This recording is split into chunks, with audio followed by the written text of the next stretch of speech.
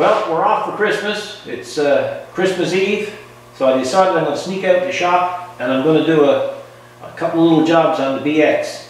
And one of them is to repair a holding system that I had put there for the wiring harness for the ROPS. And it's not working out very well, so I'm going to show you what's going wrong with it, and then I'm going to show you what the alternative is, or what I'm going to try next. Okay, as you can see, I have the custom built LED light bar up top. In the back there you can see it's a flashing strobe light, as I talked about in other videos. And the front part of it is a single row LED light. And it's designed that way so it's low. It's a low profile system on the ROPS. There's no holes drilled in the ROPS anywhere. And of course that's what I'm trying to do, is trying not to drill any holes in the ROPS. You're not supposed to do it, and you shouldn't do it.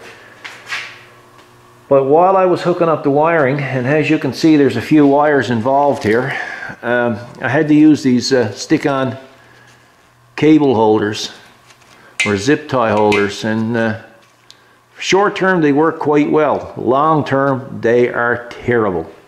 Absolutely disgusting. As you can see, this is what happens. They tear away from the adhesive pad. So I got a friend of mine who put me onto a new product, and I want to show you what that product is, and I'm sure it will eliminate the problem. Well, the name of the product that I'm going to install today is called Click Bond. It's a very unique system. They use adhesive, two-part adhesive, an applicator gun, a mixing nozzle, and a number of different attachments that go with it. This here is a surface pad, and you can use it for basically anchoring down things.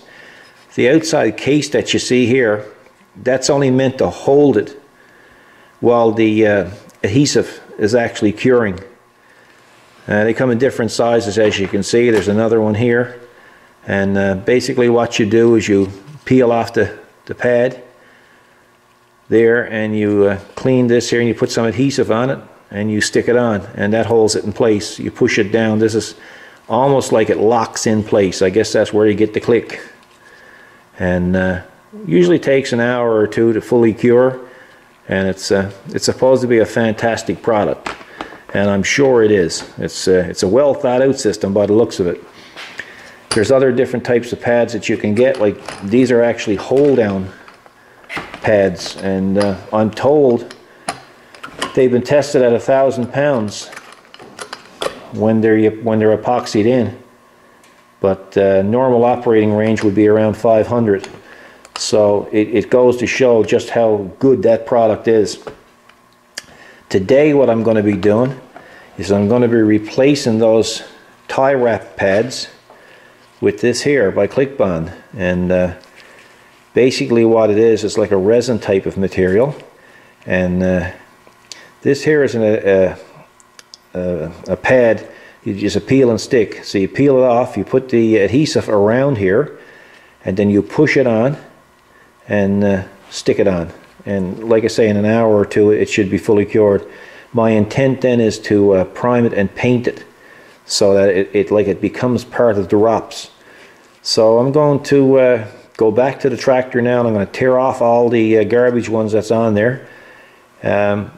You can pretty well scuff down just the paint on the ROPS, and so long as it's clean, cured properly, it'll stick, but it's only as strong as the paint is adhered to the ROPS. So my intentions are to actually grind down to the bare metal, put the epoxy on it, or the adhesive on it. When it cures, I'm going to prime it and paint it. I think it'll be a much nicer job, and basically should last a lifetime. So I'll show you the progress as I go along. Okay, I got the old pads removed from the ROPS. I used this pneumatic grinder, little grinder, to take down the paint off the ROPS. There's not a heck of a lot of paint on the ROPS, to be honest with you, and it's only as strong as the surface that is mounted to. So the Quick Bond system, once it's bond it right to the bare metal. It should be as strong as it's designed to be. I didn't want it lifting. I was afraid that if I just epoxied it onto the, or adhesed it onto the ROPS paint, well, it's only as strong, the bond is only as strong as the paint is really, so I went this way. So what I did then is I washed it down with acetone and some and a lint-free cloth, sorry. And I even went over these with some acetone as well. So the next step now is to get the nozzle prepared. Okay, let's see if we can figure this thing out, because I haven't done this before. So we got to put this back together. So we got to line this up, push that, the gear, the rib section should go down, push it right in. Now take a magic marker and we'll take the back off of here, lay that there, and we're going to put a mark on this. So that way when we go to replace that cover, it'll go back in the exact same place as it came off, the same orientation. So we'll pull it off like that. Now we have to put the mixing tube on there. Let's see, like so. Then we put this on here like that, click it down, and we should be ready to see if it comes out. You can see it coming up the tube there now, and it's very easy to use too. So we're going to run off a bit to make sure it's mixed. So I'm going to put some in the bag.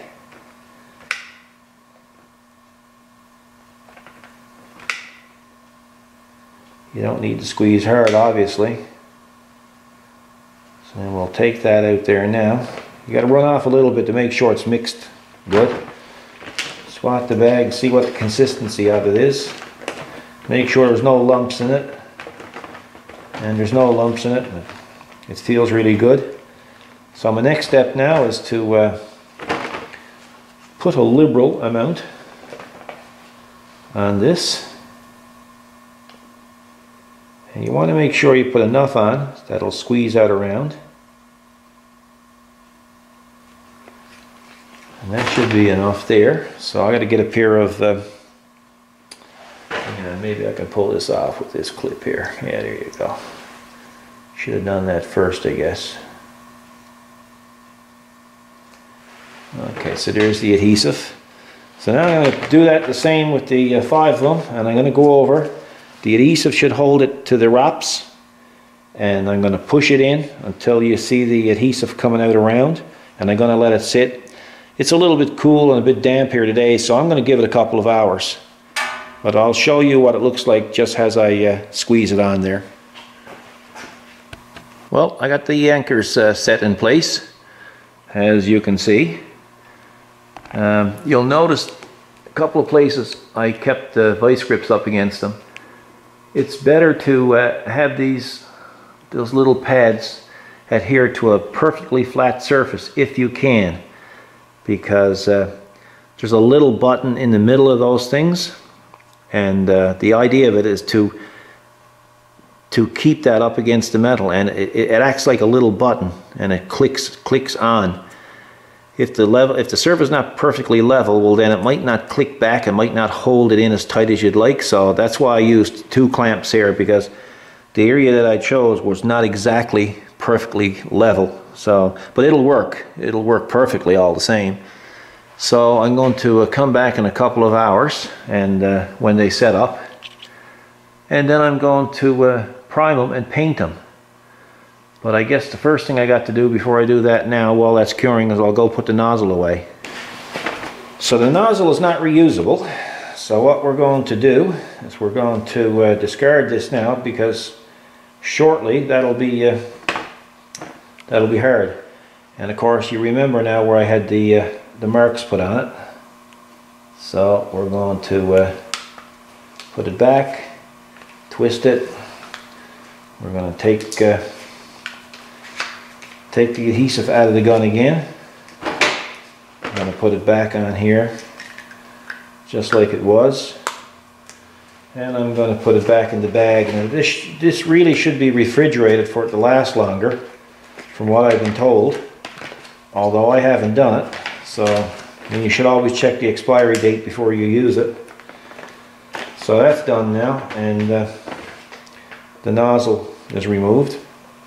If you're going to do this, I'd recommend wearing a dust mask, of course, because you're running down paint. Also, wear protection over your hands because acetone is terrible on your system. And of course, safety glasses is a must. It's nice to have some dust-free lint around or cloth around as well. And that's it for now. So when we come back, I'll be able to show you the results. Now that the epoxy is cured, you can see that the epoxy turns a green color, almost as green as that tape that I'm using there.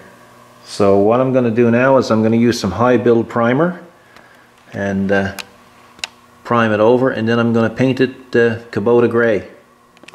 Okay, we're all done.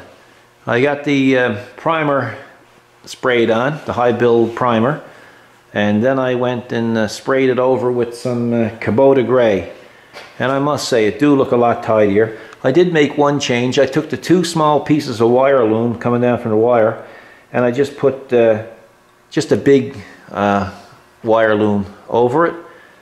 And although I'd rather see the wiring inside the ROPS, but it's not possible. You can't jeopardize the strength of the ROPS by drilling through it. So this is if you want lights on your ROPS, this is the only safe way to do it.